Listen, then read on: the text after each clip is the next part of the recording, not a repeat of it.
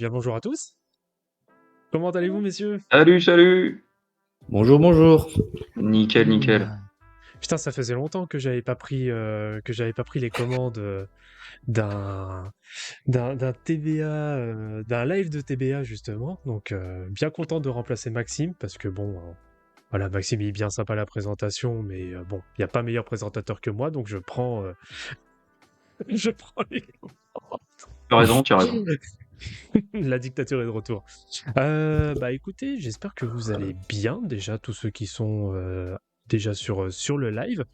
Vladimir pour vous servir, avec donc nos trois compères qui vont donc débriefer de la trade deadline qui a eu lieu il y a un peu moins maintenant d'une semaine.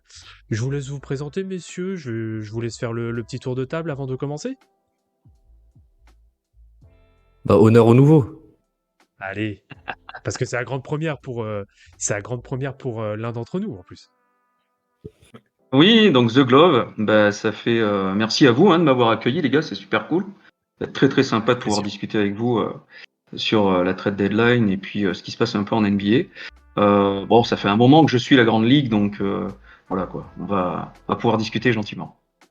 Exactement. Donc Nico, de son prénom, donc The Glove sur Twitter que vous pourrez notamment retrouver. Bon, Quentin, on te présente plus pour le coup. Bon, c'est pas la peine. Ah, vas-y, fais ta petite pub quand même. Ah, moi, c'est Quentin de Avec la Planche, le compte média NBA le plus frauduleux en France. Et c'était qui ton numéro 1 du top 100 all-time déjà? Euh, il est plus NBA, je crois. Un grand queutard. Dégalé les copieurs. Exactement. Et du coup, le dernier larron. C'est moi, c'est Baptiste, Penny Bergkamp toujours. Ça commence à faire maintenant, peut-être 4e ou 5e fois que je viens. Donc, L'homme connu pour ses fameux trades à grande échelle sur Twitter. on essaye, on essaye. Exactement. Bah écoutez, on est là donc ouais pour une petite heure et demie au grand max je pense, histoire donc de débriefer un peu de la trade deadline et un peu peut-être sortir les premiers constats, on va dire quelques petites conclusions hâtives en sortie de cette trade deadline. On va d'abord aborder donc pour vous faire rapidement le sommaire, donc les gagnants et perdants de la trade deadline. On fera peut-être un focus aussi sur une équipe qui est dans un état qui s'appelle l'Oregon. Je ne citerai pas de nom, qui ont d'ailleurs tapé les Lakers cette nuit, au passage. Et on fera un dernier point sur, on va dire, un peu une prédiction. Est-ce que les moves de la trade deadline ont généré peut-être un changement sur les futurs gagnants, sur les peut-être futurs champions NBA, ou en tout cas, voilà, peut-être voir si nos discours changent un petit peu en vue des futurs playoffs. Donc voilà pour le petit programme de ce soir. On aborde un peu la trade deadline, comme ça, là, de but en blanc, messieurs. Gagnant-perdant, qui pour vous? Les Suns. Les Suns, évidemment. Hein. C'est dur de pas dire les Suns. Hein. Récupère l'arme offensive ultime, quoi. Dans on va dire, ça. on va dire plutôt sur du court terme. Parce que au final, c'est quand même un gros all-in qu'a fait Matt Ishbia. Enfin, c'est le nouveau propriétaire en tout cas des Suns. Il est peut-être pas si impliqué dans ce move-là, je sais pas. Là, je m'avance peut-être un peu, mais en tout cas, oui, là c'est pas un move de la dernière chance. Mais c'est vrai que Chris Paul est quand même déjà assez âgé. Mais le one-two punch Booker Durant, ça fait grandement saliver. Et ça fait peur même. Ouais, ça fait peur. Bah, c'est vrai que ça fait peur parce qu'en plus, ils ont quand même réussi à conserver, ils ont quand même réussi à conserver DeAndre Ayton et Chris Paul. Donc c'est quand même un sacré move. Bon, même si il y a des gros noms dans l'équipe de Phoenix, ils sont quand même là depuis quelques temps, qui ont été là aussi lors du parcours de 2021 avec la finale. Je pense notamment à Cam Johnson. Je vais penser aussi à... Ah, ça y est, j'ai perdu son nom. Michael Bridges. Miles. Michael Bridges, voilà. Michael Bridges. Darius J'allais dire Saric. J'allais dire Miles Bridges. Darius Saric. Mm. Donc bon, il y a quand même quelques noms qui sont partis. Est-ce que pour vous, ça va réellement créer un déséquilibre justement par rapport notamment aux apports, notamment défensifs qu'ont pu apporter ces joueurs auparavant? Bah, pour moi, pas réellement. En fait, pour moi, la balance attaque-défense, Phoenix est largement gagnant. Dans le sens où, comme dit, tu ramènes Kevin Durant, qui, quand il est sur deux jambes, bon, il a quand même quelques blessures tous les ans maintenant, hein, avec Mhm. l'âge. Mais quand il est sur deux jambes, c'est le meilleur scoreur, on peut le dire, je pense, de NBA. Et, Michael Bridges, moi, c'est un de mes joueurs préférés, hein, mais offensivement, il est quand même 2-3 crans en dessous. Et je sais pas ce que vous en pensez. Enfin, c'est aussi un peu ce qui a manqué, mine de rien, à Phoenix l'an dernier. C'est quand ça va mal, est-ce que tu as une solution à qui tu peux donner la balle et qui va te get bucket, quoi qu'il arrive. On attendait un peu ça de Booker, il a un peu déçu. On attendait ça de Chris Paul, de gérer les moments chauds. Les moments où ça va pas, c'était même pas une déception, c'était, je sais pas les mots. Donc, je pense que là, tout de suite, comme on a dit, hein, tu as Kevin Durant et Devin Booker. Tu as deux des 10 meilleurs scoreurs. C'est un move Oui. énorme. Énorme. Et puis, Pour moi, tu vas perdre un peu, mais pas tant. et puis après, est-ce que ça balaye pas aussi, les gars, ce côté où ça s'est beaucoup crispé avec ce premier tour en playoff l'année dernière, avec la non-prolongation de contrat de DeAndre Ayton, qui voulait le max. Moi, j'ai trouvé que c'était terrible l'ambiance. Ça se cristallisait, c'était très compliqué. Les Suns ont commencé la saison pas trop mal, mais tout compte fait là, avec les blessures, moi j'avais la sensation malgré tout que cette histoire restait en tête et restait malgré tout dans le vestiaire. Je trouve que là, bon, ça fait quand même lâcher pas mal de monde, mais t'as Kevin Durant, mais ça permet peut-être aussi de balayer ces tensions, de balayer ces histoires. Ayton va peut-être penser un peu plus au basket, même s'il a montré qu'il avait peut-être digéré. Donc moi j'avoue que en termes psychologiquement, je pense que ça a peut-être permis à ces gars-là de digérer. Faut espérer.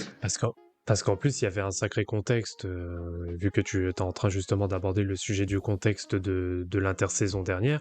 Il y avait notamment l'affaire aussi avec Robert Server, Exactement. qui Ouais. a rendu vraiment toxique et quasi ingérable l'ambiance notamment au sein du front office de Phoenix. Donc c'est vrai que bon, le début de saison était plus que correct, était même excellent avec une très bonne Non. dynamique jusqu'à la blessure de David Booker. Bon, depuis, c'est beaucoup plus en dents de scie, pour pas dire même que ça a plongé. Malheureusement, oui, c'est abordé le sujet notamment de Chris Paul qui n'était pas au rendez-vous. En effet, on attendait qu'il puisse au moins prendre un peu le backup en tant que vrai gestionnaire, comme il a pu l'être il y a 2-3 saisons maintenant à OKC. Ça a été très très compliqué. Il y avait aussi l'affaire Jay Crowder qui tout simplement s'est mis Oui. complètement de côté pour demander à être transféré. C'est pour le coup James Jones, beau taf quand même. C'est lourd. Ouais, en effet. L'ami de LeBron. Mm. Mm, L'un de ses meilleurs potes, en effet. ouais. Donc c'est vrai que oui, bon, de toute façon, on part toujours du Bah, principe que l'équipe qui chope le meilleur joueur a gagné le trade. Donc on en peut fait, prendre comme ça. moi, ce que j'aurais envie de dire, je sais pas ce que vous en pensez, mais comment je vois un peu le trade, c'est avant le trade, est-ce que sincèrement vous croyez en Phoenix pour faire un run cette année en playoff? Compliqué. Non. Non. Trop Et compliqué, ouais. maintenant, ça va peut-être pas se faire, on les blessures, tout ça, on sait jamais. Mais Mhm. c'est presque les favoris à l'Ouest, tu vois, ou c'est dans les 2-3 favoris. Donc j'ai envie de dire que rien que pour ça, j'ai Après, du mal à dire attention. qu'ils ont perdu, j'ai du mal à dire qu'ils ont pas gagné le trade, quoi. Après, attention, hein, ça serait vraiment. J'ai fait un petit thread il y a pas longtemps justement là-dessus, sur qui est pratiquement ce que Kevin Pelton avait sorti il y a très peu de temps, sur justement les game changers à la mi-saison, justement par la trade deadline de février. Donc, à part Pau-Gasol qui a réussi à amener les Lakers en finale en 2008, je crois, c'est ça, hein, Oui, et qui c'est au ça. final va perdre contre les Celtics, mais vont gagner le titre la saison suivante. Il n'y a aucun mec qui a réussi à amener sa franchise avec le titre quand il y a eu un transfert, même d'un gros, à la trade deadline de février. Donc ça va être. Enfin, moi je veux Oui. bien. Moi je serais vraiment Voilà. content parce que les records doivent être cassés, donc il n'y a pas de souci. Il n'y a pas Clyde Drexler aussi? Si, mais voilà, c'était le seul. Alors, Pelton Ouais. disait ça. Le seul qui, justement, en trade deadline, c'était le dernier. C'était je vais y arriver. Clyde Drexler en 95 pour le back-to-back. Alors, il parlait aussi d'autres joueurs comme Rachid Wallace, mais il considérait qu'il prenait des Gasol. joueurs qui avaient au moins 18 points de moyenne. Voilà, c'était ça. Ouais. Oui, mais même Parce là, que- tu vois, comparé à Pau Gasol, on parle quand même d'un Kevin Durant. C'est quoi? C'est un mec qui est top 15 all-time. On en a Oui. parlé un peu avant. Bien C'est sûr. un gars comme ça tradé à la deadline, c'est du jamais vu. Donc, j'ai envie de dire, si on a un qui peut changer la donne, c'est bien lui, quoi. Bien sûr, après, une ouais. alchimie, c'est toujours compliqué à avoir, hein, Ouais, de moi. complètement. Et t'as Non, en aussi, effet, il y a des causes 10 qui dit qu'il y avait Kawhi Leonard, mais lui, ça n'a pas été en saison, ça n'a pas été en cours de ça, saison. C'est pas la deadline. C'était l'été d'avant. C'était l'été Tout à d'avant. fait. Ouais. Il est parti en juillet. Tout à fait. Les Suns aussi, on se disait, enfin moi perso, je me disais, ouais, il manque un petit truc à cette équipe pour vraiment être prétendante au titre. Et là, Ils ont un peu c'est l'arme le offensive constater. ultime, en Bah, fait. Ouais. même, Ouais, même voilà. je Ils ont trouve, frappé les points sur la table. Ouais. Ils ont dit, on ramène Kevin Durant. Enfin, voilà, tu vois, c'est Kevin Durant. ça Parle pas t'ouvre du- potentiellement une porte, quoi. Oui. Ça t'ouvre Une une grosse porte, mais est-ce que. Moi, j'ai toujours j'ai toujours, on va dire, ce petit bémol qui, pour moi, est clairement la profondeur du banc. Toujours, exactement. Mm. Même C'est si, vrai. bon, on sait qu'en playoff, ça se resserre. Pour autant, là, il n'y a pas Ouais, grand monde. Hein. Là, tu fais quand même très confiance à Campaign, quoi. Ouais. Trop. Et à La Bismack phrase, Biyombo, voilà. Non, mais c'est Mais quoi, compliqué. Bon, Landry Shamet, c'est un bon joueur aussi, mais Josh voilà. Okogie, Oui, Faut pas oublier, ils ont récupéré TJ Warren aussi. oui, totalement, ouais. Ah oui, c'est vrai, le Michael Oui. Jordan de Oui, la oui, c'est bubble. vrai. C'est vrai. C'est vrai. Parce que, bon, là, on va dire, ça fait 2 ans qu'il n'avait pas joué, hein, parce qu'il a joué 4 C'est ça. matchs en 2021. Tout Il à fait. vient plutôt bien. Ça se trouve, en playoff, il aura retrouvé la pleine sa capacité Ouais. max. Donc, si ça se trouve, ça peut être TJ Warren, ça peut être genre le facteur X. Bon. Tout à fait. Il peut te faire du bien, ouais. Tout à fait. Alors, justement, on est en train de parler de profondeur de banc. Moi, ça me fait directement penser à une équipe qui n'a pas fait masse de moves, mais qui a fait, pour moi, c'est le move qui peut peut-être leur permettre justement d'apporter plus de profondeur pour atteindre un certain palier. C'est l'arrivée de Thomas Bryant aux Nuggets. Oui. Quel excellent move! C'est vrai. C'est Enfin, clair. C'est. T'arrives à- Moi, j'ai Ouais. un autre. C'est plus terrible pour les Lakers que Mais bon pour les voilà, Nuggets. pareil, le move des Lakers, du coup, le concernant, j'ai pas compris. Pourquoi? C'est parce que ça doit être sûrement contractuel avec l'arrivée Contractuellement, de ouais. moments de bas.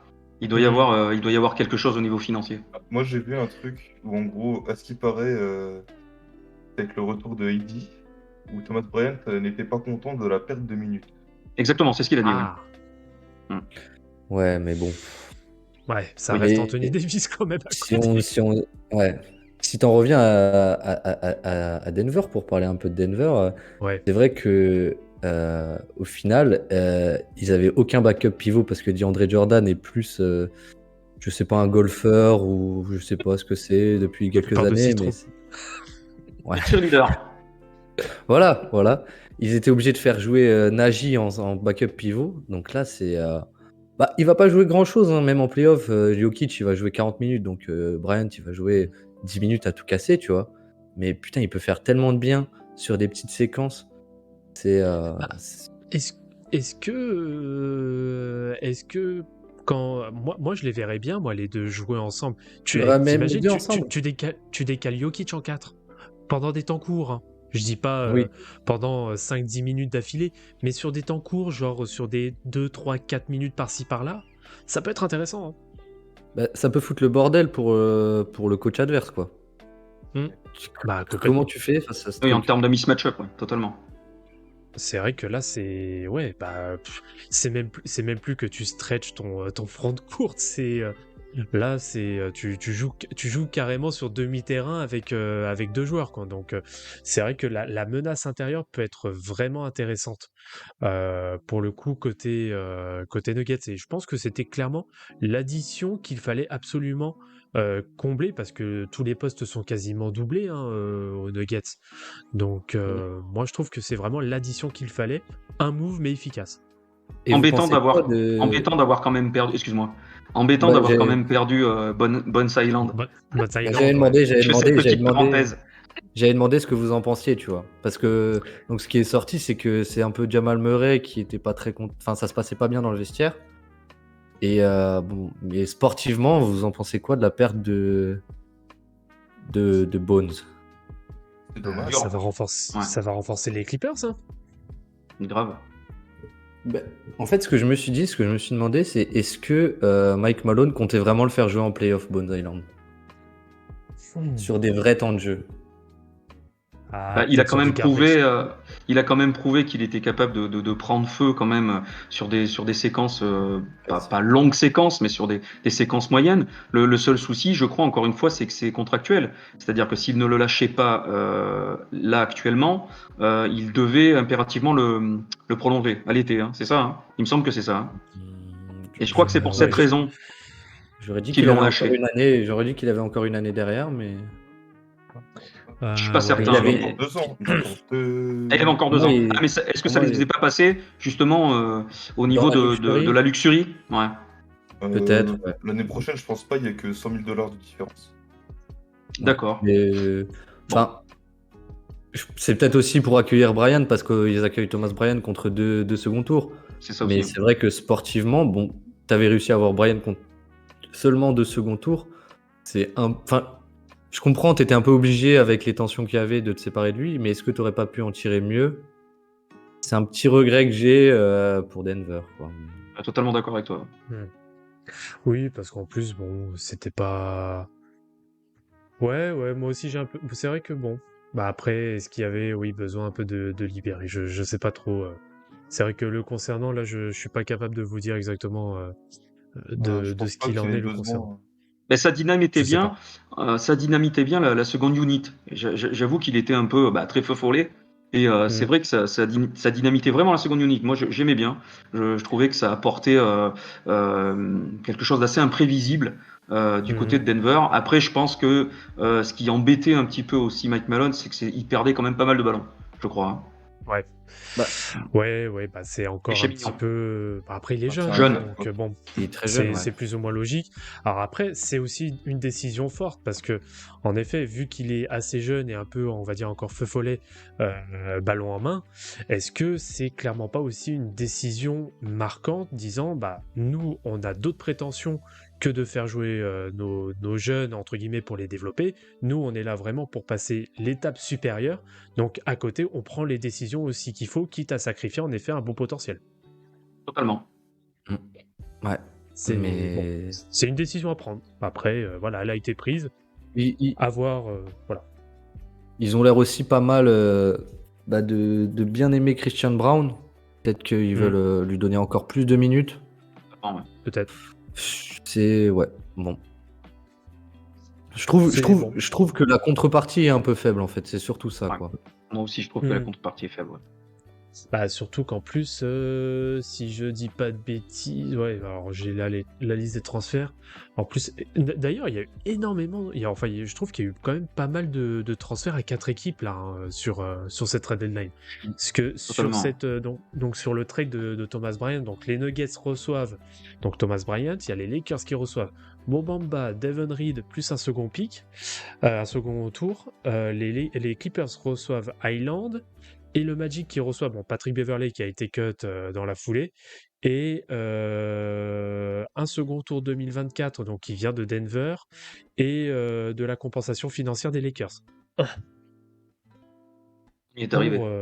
Pour Thomas Bryant quoi. C'est ce qu'il faut rappeler aussi quoi. Donc bon. Mais c'est que ça doit être encore une fois, tu sais, c'est pour équilibrer aussi, notamment dans ces transferts avec les 125%. Enfin, c'est tout un truc bien particulier avec le fait d'absorber les salaires. Là-dessus, je me suis un peu perdu depuis. Je pourrais pas vous donner plus de précisions. C'est vrai que pour le coup, je suis pas le spécialiste aussi de la partie, on va dire, financière et contractuelle sur la NBA. D'ailleurs, s'il y en a qui veulent nous donner des cours dans le chat, hein, on est preneur aussi. Hein.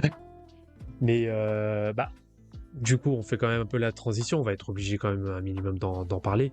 Les Lakers, Il fallait faire transition Waouh. Clippers pour bonne sacré Banger. chantier. Gros. Énorme. Et en tout cas, Sacré chantier. on peut critiquer Pelinka pour tout ce qu'il a fait les 2 dernières années, mais au moins il s'est bougé le cul à la deadline. Est-ce que ce serait Il- pas les meilleurs trades de Pelinka sur les dernières années là? Ouais, ou Et pas il loin. a fait venir AD, hein. C'est lui qui a quand même fait venir AD, non? Ouais, mais Edith, t'as vendu ton cul, quoi. Ouais, mais AD, c'est Magic qui avait aussi négocié pendant 6 Je sais. mois avant. Hein. Ah, t'as vendu ton cul, oui, mais à cette heure-ci, l'effet une immédiat, bague. l'effet escompté a Et ton été au titre. rendez-vous. Il a eu le titre direct derrière, donc c'était oui, quand ça, même c'est gagnant, certes. Alors, on peut estimer que c'était, on va dire, plus ou moins sur du court terme, parce que bon, voilà, ça a été la première année où ça s'est très bien passé. Il y a un contexte aussi particulier avec le Covid, etc., Bien sûr. où tout le monde était en forme, sur le même niveau, on Mais- va dire, de forme à la bubble. Oui, Anthony Mais par Davis a contre, pu se après, reposer 4 mois, quoi. Donc, voilà, c'est ça. Il a pu quand même se reposer et être frais pour la bulle. Bon, après, on l'a bien vu sur la saison 2020-2021, ça a été beaucoup plus compliqué jusqu'à maintenant. Donc, Ouais. bon, dans l'immédiat, bon, certes, ça a été pas un coaching, mais ça a été vraiment un mouvement gagnant. Pour revenir sur le trade donc à 3 équipes, donc il y a les Lakers qui ont reçu D'Angelo Russell, Malik Beasley et Jared Vanderbilt. Les Wolves qui reçoivent Mike Conley, Nickel Alexander-Walker, ainsi que 3 tours de draft, donc un deuxième round via les Lakers de 2024 et deux second round donc de 2025 et 2026 venant du Jazz. Et le Jazz reçoit Russell Westbrook, Juan Toscano Anderson, Damian Jones et un premier tour 2027 via les Lakers. c'est complet. Les Lakers ont réussi à pas jeter leurs 2 picks dans le trade de Westbrook. Exactement. Tout Déjà, à fait. ça, c'est déjà pas mal. C'est une énorme. Surtout au vu de la contrepartie, moi, quand j'ai vu qu'il n'y avait pas de pic, j'ai un peu halluciné, quoi. C'est là la très bonne opération pour le coup. Ouais. Tu Mais récupères un excellent shooter, un ex-All-Star qui a un bon niveau, et un jeune très bon défenseur qui peut aussi espacer de temps en temps. Ouais. Ouais, je Ouais. pense que c'est. Enfin, pour moi, bon, il a fait les bons choix, il n'y a pas de souci, les transferts sont plutôt bons. Les Lakers sont enfin renforcés. Maintenant, je pense que vu LeBron qui traînait quand même sa blessure, apparemment, il va prendre quand même un peu plus de temps. Là, il était véritablement sur le fait de enfin battre le record, parce que je pense qu'il devait plus en pouvoir. Et ses coéquipiers avec, je crois. Et moi, je pense que c'est un peu plus pour la saison prochaine, puisque là, cette année, je pense que ça va être trop court. Même si c'est play-in, ça va être très très difficile. Ouais, face à des grosses écuries, je pense que, bon, à voir, à moins qu'il y ait vraiment post-All-Star Game. Alors moi, c'était un peu ce que ouais, j'avais plus ou moins prédit sur un précédent live. Je disais que une équipe où il y a LeBron post-All-Star Game, ça fait toujours de très gros runs. Donc bon, C'est vrai. on touche du bois qu'il n'y ait pas Et- de blessure. Mais moi j'avais dit Lakers top 4. bon, Ah oui, je Et- pense que c'est un peu court top 4. la défaite de hier fait chier, mais ils sont pas si Elle fait loin mal, dans ouais. l'absolu, quoi. Non, Mais la défaite non, de parce hier que fait mal, hein. Elle fait mal. Il y a un gros Damian Lillard aussi. De toute façon, Lillard, il adore déjà jouer face aux Lakers. Ouais. Il tape toujours performance sur performance face aux Lakers. Après, à côté, C'est pour oui, manger c'est son pas non rival. plus trop dégueu sans un LeBron. Hein. Donc bon, moi ça m'inquiète pas. Enfin, pour les Lakers pour le moment, je suis pas plus inquiet que ça en fait. Non, mais moi je suis même très confiant, hein, parce que au final, j'avais écrit un petit truc rapide, c'est que les Lakers c'était une équipe qui fait beaucoup d'ISO et de pick and roll, et en Beaucoup. fait Russell Westbrook et quand tu regardes les statistiques, il est 25e centile, ça veut dire que 75% des joueurs à son poste font mieux que lui, et à la place il ramène D'Lo qui est, je crois de mémoire, hein, un truc genre 80e centile en ISO et en pick and roll. Donc déjà, ça c'est génial. Et au-delà de ça, on la connaît la recette, mais tu ramènes du shoot autour de LeBron. C'est juste ce dont ils avaient besoin. Hein. Exactement. C'est bête, hein. C'est bête, mais c'est simple. bien sûr. Quand tu vois tous les schémas, enfin tous les effectifs qu'il y a eu autour de LeBron, que ce soit à Miami ou même avant déjà sur la première période aux Cavaliers, avec les Mm. nouveaux Cavaliers, plus le début des Lakers aussi, hein, notamment l'année du titre, il n'y a que des shooters autour de lui. Donc là, on revient sur un schéma qui est complètement cohérent pour que ça puisse performer. Donc c'est pour ça aussi que je suis pas hyper inquiet. Hein. Mm, mm, mm. Et en plus, la cerise sur le gâteau, c'est que tu prends Vanderbilt. Ah oui. Donc, ça, C'est fou. tiens, hop, je Quel le prends. précieux joueur. Quel très précieux joueur. C'est ça, Mm. un joueur Après, collectif. tout à fait. Les Lakers, le problème, ça va être. Là, on parlait peut-être pour l'année prochaine. L'année prochaine, faut que tu signes des gars. Ça va être compliqué. Tu Ça va pourras faire pas mal, signer tout le oui. monde. Mm. Il faut prolonger Hachimura, Austin Reeves. Donc, déjà, tu as ces deux-là qu'on va prolonger. Ouais. D'Lo, sa dernière saison. Lonnie Walker, du coup, c'est à la mid-level, il est plus là. Mm. Dennis Schroeder, il est plus là non plus. Enfin, t'as Mm. la moitié de ton effectif qui se barre en fait. Oh, Après, tu Dennis donnais Schroeder, aussi 47. Au Tu donnais pire, Dennis 47 Schroeder, patates à. Ouais. tu doubles son salaire, tu le mets à 4 millions, Schroeder, c'est bon. Austin Reeves qui va Non, encore mais partir à l'autre bout du pays.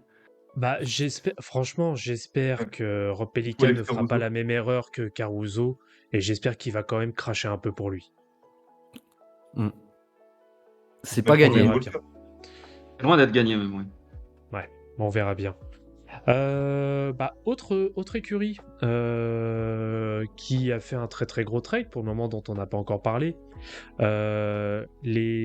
on allait un petit peu dans le Texas, Ouf. à Dallas chez Jerry Wing. Chez Luca Eri. Ouais, oui, c'est ça, Luca Eri, exactement. Les Mavericks qui obtiennent donc de la part des Nets Kyrie Irving, donc là c'est un trade sec, Kyrie Irving plus Markieff Morris, et les Nets donc Spencer Dinwiddie, Dorian Finney-Smith, premier tour 2029 et deux futurs second round dont on ne connaît pas encore les années. Vous en pensez quoi? Si on connaît les années.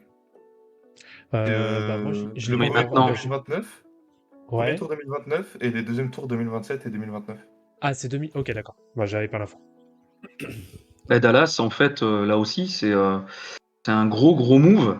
Je pense que c'est un peu. C'est pas le move de la dernière chance, mais je pense que Cuban devait faire quelque chose parce Oui. que je trouve que Doncic risquerait peut-être de commencer à trouver le temps long.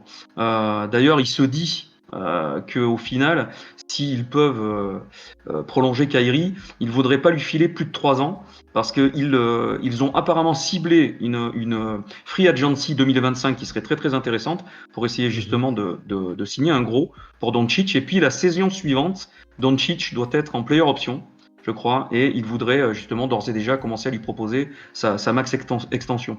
Donc c'était le move à faire parce que moi j'avais quand même un peu peur que Doncic commence à trouver le temps long, hein, je l'ai dit.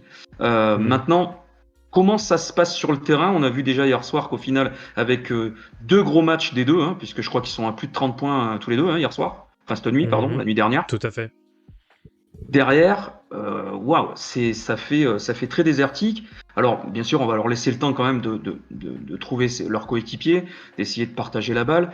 Mais moi, j'ai quand même un peu peur que ce soit, tout compte fait, les lacunes qu'on trouvait avant l'arrivée de Kyrie. J'ai peur qu'avec maintenant le duo, elles soient encore un peu plus flagrantes. À voir. Maintenant, on va laisser un peu de temps et on va voir si un collectif arrive à s'instaurer un peu mieux. Ouais, vis-à-vis de ça, bon, c'est vrai que moi, je suis pas le plus confiant sur ce duo. Parce que là, on parle quand même de deux très très très très très gros ball handlers. Pour pas dire des ball hogs. Ouais, je sais pas. Très honnêtement, j'ai du mal à imaginer la suite. Pour moi, ça peut éventuellement très bien marcher, même si je doute encore. Et je pense que j'aurai les doutes jusqu'à la fin. Ou est-ce que. Alors, tu vas peut-être pas ça attendre va si être longtemps. Ou est-ce Tu vas peut-être pas attendre si longtemps parce que ça se trouve à l'été, ça va partir. C'est ça, c'est possible. Je pense que ça va surtout dépendre peut-être du mindset de Kyrie Irving. Je pense que ça va surtout être ça l'élément Tout à déterminant. fait. Parce qu'en effet, s'il est toujours un peu dans le mode Brooklyn Nets, ouais, Mark Cuban, bon, pas le connaissant personnellement, mais connaissant un peu le personnage au fil des années, je pense que ça fera pas long feu. Bah, il Donc, y a un risque que je trouve absolument démentiel, quoi, parce que si tu as échangé donc 2 de tes meilleurs lieutenants, voire les 2 meilleurs en Finney-Smith et Dinwiddie pour te retrouver à poil cet été, Ouais. on parlait de Luka qui trouvait le temps long, ben là, c'est qu'il va trouver il va dire quoi, tu vois? Mais en fait, je trouve ça fascinant parce que Dallas, c'était déjà une très forte attaque et une mauvaise défense et quelque part, ils ont appuyé encore plus là-dessus, tu vois? Ils ont fait: «On va être encore une meilleure attaque Oui. et encore une moins bonne défense». Donc Et est-ce que vous c'est pensez pas d'ailleurs, les gars, au final, que cette année, il y a peut-être un petit peu ce. Enfin, moi, je le ressens comme ça. Il n'y a pas cette bascule où tout compte fait, les équipes se disent ok, la défense c'est important, mais est-ce qu'on va pas appuyer un peu plus fort sur les attaques? Et voilà, je l'ai vu un petit peu les playoffs derniers, où je trouvais que ça défendait, mais c'était pas les grandes époques, on va dire. Moi, j'ai l'impression que cette année, en saison régulière, il y a encore un petit déclic qui se fait. Et c'est pour ça d'ailleurs que je suis le premier à vous dire que je vois bien Denver aller loin. Alors qu'il y en a plein qui finissent par dire ouais, Denver, ça attaque beaucoup, mais ça défend pas terrible. Qu'est-ce que vous en pensez? Denver, moi j'avais quelques doutes, hein. Moi j'avais même dit que pour moi ça allait pas au bout, mais il y a des ajustements qui, bon, voilà, qui me font un petit peu réviser ma copie. Et sur cette Mais histoire d'attaque alors, sur le fait de se dire, est-ce alors, que tout compte fait, vous trouvez pas que ça attaque bah, plus et que la défense moi je te rejoins parce que c'est Vas-y. clairement la tendance.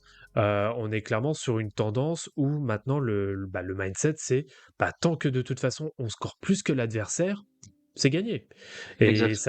Et ça va apporter en effet le risque d'avoir peut-être même des matchs, voire des séries où tu passes complètement à côté. Mais voilà, c'est vraiment être dans cette ère vraiment, on va dire, de l'analytics où tu vas essayer de rentabiliser au max ton potentiel. Donc notamment de scorer, scorer, scorer, scorer. Plus tu vas avoir d'armes offensives fortes qui sont capables un minimum de trouver une alchimie entre elles, Entre elles, bien sûr. c'est voilà, c'est pour moi oui, je te rejoins complètement sur cette analyse-là. Bah, moi, je suis plutôt d'accord dans le sens où tu l'as bien dit, c'est qu'il y a en fait, l'équipe, elle est construite avant tout autour de l'attaque. Maintenant, un front office construit autour de l'attaque avec la recherche de l'efficacité, absolument. Ça se voit, hein, l'efficacité globale, elle augmente chaque année. Bien sûr. Et donc, ça se fait comme ça, mais j'ai aussi l'impression que les équipes qui veulent gagner, qui veulent vraiment gagner, n'ont pas du tout délaissé la défense. Peut-être en saison régulière, mais tu vois, Boston l'année dernière, c'était quand même une sacrée défense. Milwaukee, cette année, c'est peut-être la meilleure défense. Je crois qu'ils sont deuxième au rating. Et ils ont C'est solide, encore hein. rajouté Jay Crowder. Et même Denver, qui a été construit d'abord dans un premier temps autour de l'attaque, on va dire les fondations, c'est l'attaque. Et ben, tu sens que même avec ce trade de Bones Island, je pense qu'ils ne comptaient pas le faire jouer beaucoup en playoff parce que défensivement, c'est chiant. Ils essayent de trouver des ajustements pour renforcer ta défense pour qu'elle devienne, on va dire, average, quoi, au moins, quoi. Mais je suis d'accord que la recherche principale maintenant d'une équipe, c'est l'attaque, quoi. Tout est construit autour de l'attaque en premier lieu. Non, bien sûr. Vous faites plus ou moins quand même la transition. Je vais parler, je pense que ça sera peut-être le dernier move à aborder avant d'aborder le second sujet. D'ailleurs, oui, il y a Trèves 2001 qui dit aussi la venue de Caldwell Pope aux Nuggets, ça y contribue aussi beaucoup. Et ils sont très Exactement. très bons, il est très très bon cette saison, notamment à longue distance. Justement, je voulais faire un peu la transition sur sur la franchise adorée de notre cher Quentin National, les Spurs, qui ont quand même reçu 4 seconds pick, C'est mon plus rose. M'en parle Devonte pas, c'est mon Graham. rose. Et Devonte Graham, aka le meilleur shooter de l'histoire des Spurs. Pour un certain Josh Ah Richardson. non, Stephen Jackson, mince, déconne pas. Est-ce que vous avez déjà vu un joueur prendre 16 3 points en étant coaché par Pop? Il a jamais. Ça- Oui, c'est clair. C'est vrai que ça doit être le record. Hein. Oh, oui. oui, mais Pop- franchement, ouais.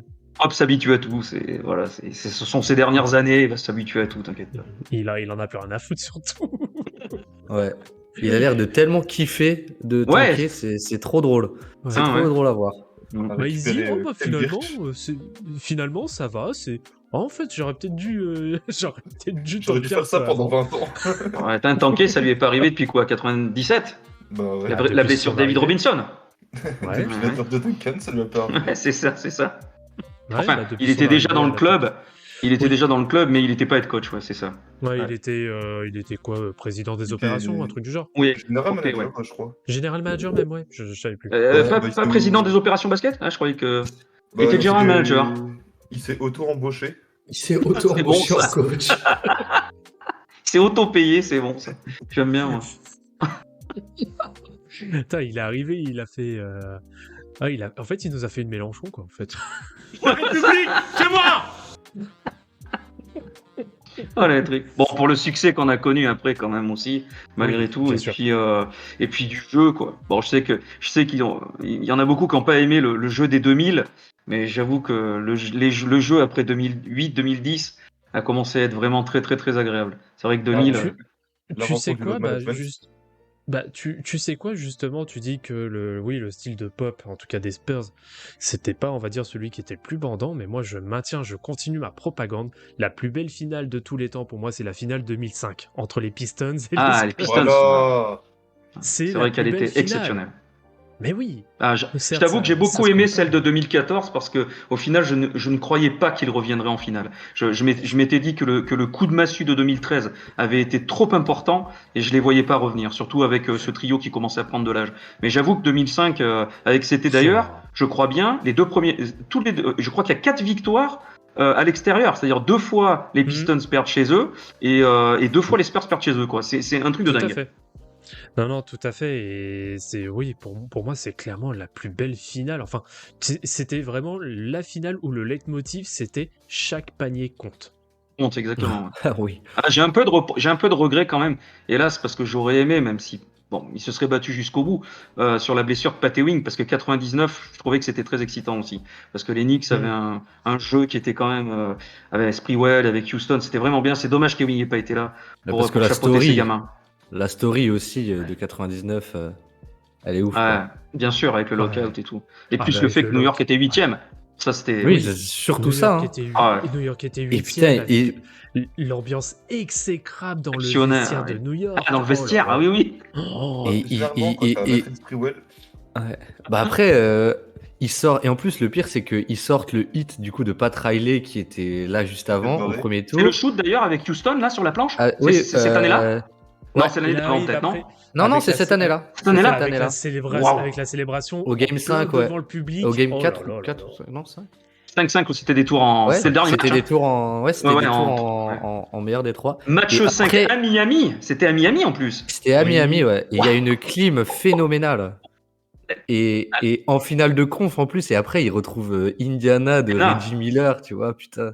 Et il y a le shoot du coup au game, je sais pas, 3, je crois, de Larry Johnson.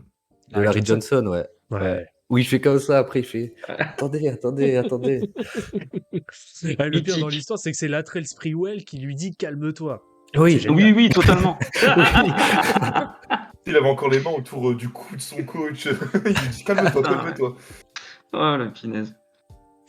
Non, bon, ça donne envie de les revoir ces matchs-là d'ailleurs. Et Oh, au oui. passage, j'en profite, je fais de la promo très rapide. Il y a l'excellent livre d'Anthony Saliou qui est sur la saison 99 post-lockout.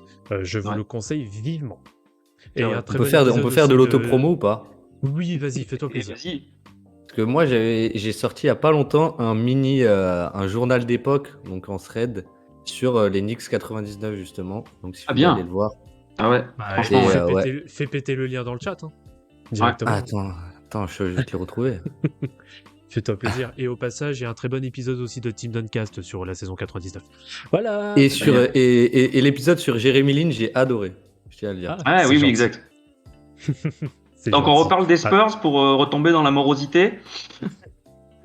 Ouais, bah les Spurs, bon. Bah, Attention. ils s'en sortent quand même avec des pics, donc moi je trouve que c'est pas tout Ouais. mal non plus. Bah, c'était le but, hein. Ouais, moi c'était pas déconnant pour le coup. Donc Disons que trade plutôt intelligent. ce qui est embêtant, c'est je comprends toujours pas avec le front office des Spurs et notamment de Pop, c'est pourquoi avoir attendu si longtemps pour faire cette reconstruction.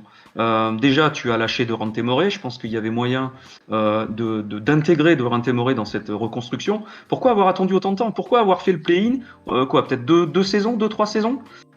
Pourquoi avoir fait ça pour qu'au total, bah, tu fasses pas grand-chose, que tu aies très peu de bons choix à la draft? Pourquoi avoir attendu? Et au final, tu as perdu Dorante, parce que c'est clair qu'aujourd'hui, tu pouvais pas dire à Dorante, bon, bah écoute, mec, tu veux rester, on va tanker. Peut-être pendant 2 ans. Mais non, ça marche pas. Donc j'avoue que c'est un petit peu ce qui me frustre avec les Spurs sur ces 2, 3, 4 dernières années, c'est pourquoi avoir autant attendu. Parce que bon, Wemby, on va pas dire quand même qu'il l'imaginait Ouais, depuis. euh, depuis 5 ans, quoi. Faut pas déconner. Donc bon, ça a récupéré des pics, ok, très bien. Par contre, bon, moi, je souffre, hein, et je regarde très peu de matchs. Parce que bon, c'est quand même pas rigolo, quoi. Après 20 ans Bah, surtout de qu'en trio plus, ultime. Son il a été blessé dernièrement, il est revenu hier soir, donc il n'y a plus d'intérêt. Exact. Mais Mais, après, c'est sûr. ils ont attendu parce que c'est dans leur culture, quoi. Tu vois, ça faisait 20 ans que tu dominais. Oui, mais là, t'avais fini. Qu'est-ce que tu voulais attendre, en fait? C'est ça que je comprends pas. Que Pop, il te sorte un nouveau Ginobili du chapeau, enfin. Ah, mais on sait que c'est pas possible. Ouais, C'est fini, ça. ouais, mais tu sais même, que enfin, voilà, tu sais que t'en as un Ouais. tous les je ne sais combien d'années des talents qui sortent un peu de nulle part comme ça, donc ouais, Et puis, il y a une Des- époque, les gars, puis il y a une des époque, divas, en c'est plus de vrai. ça, où les Européens n'étaient pas. Voilà, quoi. Pop, il en a sorti de son chapeau, mais c'était oui, une autre époque, hein, c'était il y a 20 ans. Je veux dire, mm, bien aujourd'hui, sûr. voilà, on est capable de sortir, bah tiens, un Jokic du deuxième tour, hein. Un Jokic mm. est pris au deuxième tour. Donc, c'est plus compliqué aujourd'hui, hein, quand même, hein. Un triple Dédicace pour Vald. MVP quand même. Dédicace pour Vald, pour Vlad. Rudy Gobert aussi, c'est deuxième tour, non? Non, c'est 27. Vu que Oui, Sept. je c'est crois son qu'il numéro. fin de Ah, premier je crois tour, que ouais. c'était deuxième. Je crois que c'était Je crois que bah, deuxième. c'est Mes pour ça qu'il a le excuses. 27, c'est parce qu'il est en 27. Mes Il excuses. semble bien. Ouais, non mais Mm. franchement, Rudy Bah, Gobert. Vas-y, me lance pas sur ce sujet-là, s'il te plaît. Il a Attendez, fait un les bon gars. match hier soir. Il a fait un bon Ouais. match hier soir. Et je puis vous dire que j'ai regardé le match et je puis vous dire que je suis plutôt, j'ai été plutôt hypé très vite par le retour de Mike Conley parce que Conley lui se trouve très bien et je trouve que Conley a plutôt bien géré l'attaque hier soir. Et pour Minnesota, je pourrais dire que je trouve cette équipe un tout petit peu mieux, comment dire, j'ai pas géré, mais on sait maintenant un peu mieux où sont les postes de chacun et les responsabilités de Hmm. chacun. En termes de hiérarchie, voilà, excusez-moi, c'est ce Bah, que je cherchais. c'est Hiérarchiquement, je trouve que c'est un peu mieux. c'est l'avantage d'avoir sorti Dilo. Dilo et d'avoir ramené justement un Mike Conley, parce que tu sais très bien que Mike Conley ne pourra jamais prétendre, en tout cas, il n'aura pas la prétention de dire, voilà, je suis seconde, voire troisième option. Il sait très bien Totalement. il sait tout à fait se mettre dans un collectif. Donc c'est pour ça aussi, oui, que cette trade-là, en effet, on n'en a pas parlé, mais c'est vrai que côté Minnesota, c'est pas mal Ça aussi. peut faire la diff. Ouais, ça peut faire la diff, ouais. Avec un Torrent Prince aussi qui revient, que j'ai trouvé pas mal hier soir. Surtout que de toute façon, t'allais perdre Dilo contre rien, quoi. Ils allaient Ça. pas, je pense qu'ils allaient pas lui foutre le contrat. Non, Donc, vu les dernières rumeurs. voilà, tu récupères même Nickel Alexander Walker, tu vois, pourquoi pas. Ouais, Mais tu peux- faut oui, voir avec oui. le retour de. Ce que tu disais hiérarchiquement, faut voir avec le retour de Kat aussi. Hein. Il revient, c'est sous peu là. Ça va être dur. Ah, bah, je l'ai vu s'entraîner en tout cas. D'accord. Quand Anthony Edwards est All-Star, c'est c'est le premier à lui sauter dessus. Ouais, il Ouais, aimerait bien bon, revenir. bah, Parce que c'était 4 à 6 semaines d'absence. C'était fin novembre. 4 à 6 semaines fin novembre, bon, ça fait un peu plus. Ça se transforme ouais, en bon. 4 à 6 mois. Oups. Mais du coup, messieurs, je pense qu'on a la transition parfaite parce qu'on était en train de parler justement de projets.